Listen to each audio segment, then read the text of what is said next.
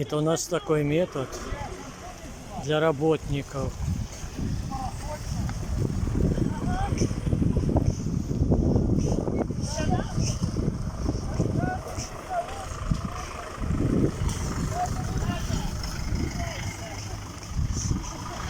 Когда было сухо и можно было убирать, они не делали.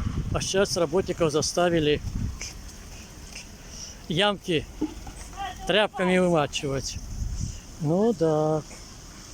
Да что, девочки, у вас такая работа, заставляете работать. Да, не говорится.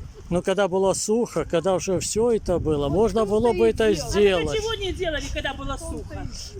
Нас же все через одно место. Ну, Когда было сухо, это не надо было. А когда прошел ливень, они охотно. ну, да, вот так бобрыски и делают. Ну, как в Советском Союзе. Для куда возьмешь, где будешь сушить?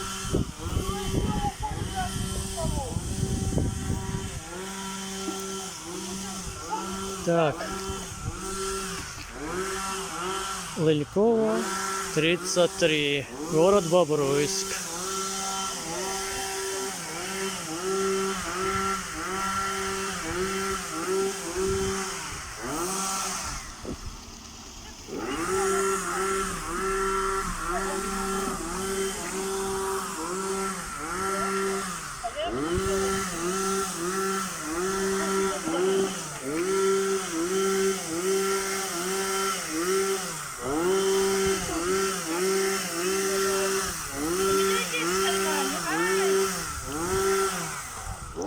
Девочки, это вас ЖКХ послала, да? Домоуправление? Да. Директор. Наш директор.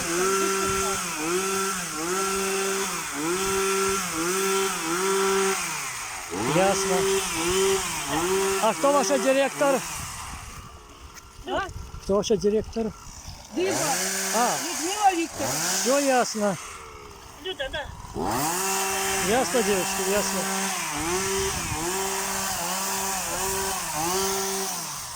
Это долго?